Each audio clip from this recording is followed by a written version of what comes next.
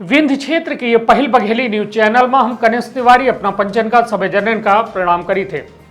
मध्य प्रदेश के उपचुनाव कांग्रेस बनाम भाजपा मुद्दा एक जो सबसे बड़ा बेरोजगारी के मुद्दा उपचुनाव में बेरोजगारी के मुद्दा जो है खूब फल फूल रहा है और स्थिति यह है कि ना कांग्रेस होकर जवाब दे पा रही है न भाजपा। यदि बात की जाए तो 3 साल में पुलिस के अबे तक कोनो भर्ती नहीं निकली, चयनित शिक्षक पटवारी के नियुक्ति नहीं भय, अतिथि शिक्षकन के नियमितीकरण के मांग पर जो है कोनो विचार नहीं कीनगा। यदि बात की जाए कमलनाथ हो शिवराज सरकार के तो तत्कालीन मुख्यमंत्री कमलनाथ के द्वारा जो है 2019 के विधानसभा में साफ तौर पर कहा गया रहा कि शिक्षित बेरोजगार की संख्या 2018 में 20,77,222 रही और अब अक्टूबर 2019 में यह संख्या बढ़ के 27,79,725 हो चुकी है। लगातार यदि बेरोजगारन की संख्या में इजाफा हो रहा है किंतु नौकरी कम रही है। हालात यह है कि जनसंख्या सर्वेक्षण के हिसाब से 20% की वृद्धि भई ही मध्य प्रदेश के जनसंख्या में, किंतु नौकरी की यदि बात की जाए तो 2.30% नौकरी के आंकड़ा में कमी आई है। यदि बात की जाए तो यह बेहद कहो न कहो चिंता वाली बात ही कि सरकार दावा जरूर करती है, वह दावा वह देश में जहां 70% आबादी युवा के ही मध्य प्रदेशों में यदि बात की जाए तो रोजगार के बेहद अभाव है और जोने के चलते कहो न कहो अब युवा जो है सड़कन में उतर रहा है और यह उपचुनाव के प्रमुख मुद्दा बन चुका है बेरोजगारी।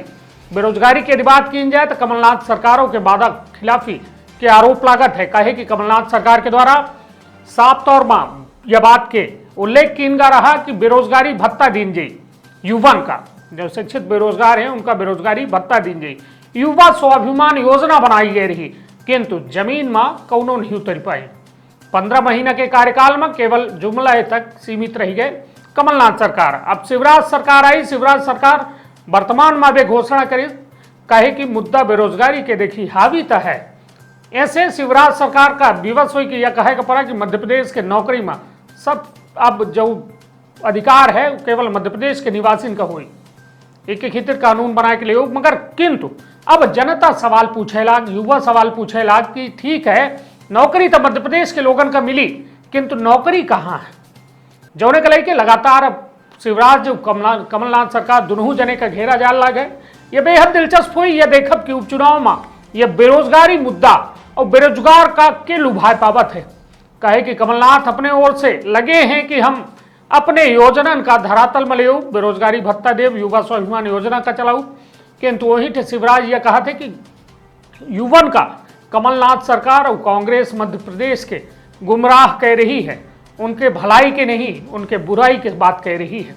जबकि यदि बात की जाए तो युवा सड़कन में उतरे की विवश हो के बात का कही कमलनाथ सरकार के सड़क में ले आवे में युवा के हाथ रहा और वह दौर में अपना के याद हुई कि मार्च में कमलनाथ जो है विपक्ष हो गए और बीजेपी जो है सरकार में आई गए और वो वह दौर के जो राजनीति रही तो वहाँ यह कहा जाता है कि अतिथि शिक्षक के जो विरोध भरा ओमा ज्योतिरादित्य सिंधिया के द्वारा कहा गया कि हम सड़क में उतरियो, यदि इनका नियमितीकरण नहीं किन जाए जो मतलब अतिथि शिक्षक हो अतिथि विद्वानन का तो हम सड़क में उतरियो। जो ने कि कमलनाथ के द्वारा यह बयान दिन का रहा कि सड़क में उतर थे तो उतर जाए। ओके चलते मध्य प्रदेश के सियासत सड़क में आई गए। उस सड़क में आए के बाद कमलनाथ सरकार 15 महीने कार्यकाल के बाद गिर जाती और वो के बाद शिवराज सरकार फिर से राजगद्दी में सुशोभित हो जाती।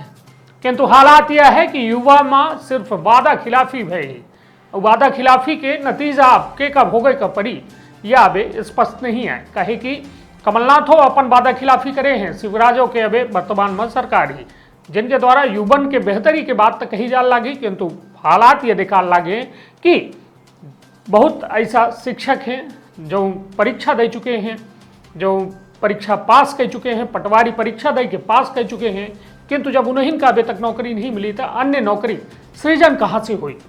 तो यह सवाल बेहद बड़े हैं किंतु यह उपचुनाव बेहद दिलचस्प हुई कि युवन के आधार पर यह चुनाव बेरोजगारी प्रमुख मुद्दा में हुई। ऐसे यह मुद्दा बड़ा है और यह मुद्दा पर आगे हमारा अपना के बातचीत हुई। ऐसे अपन बहुत ख्याल रखब, अपने परिवार के बहुत ख्याल रखब। धन्यवाद।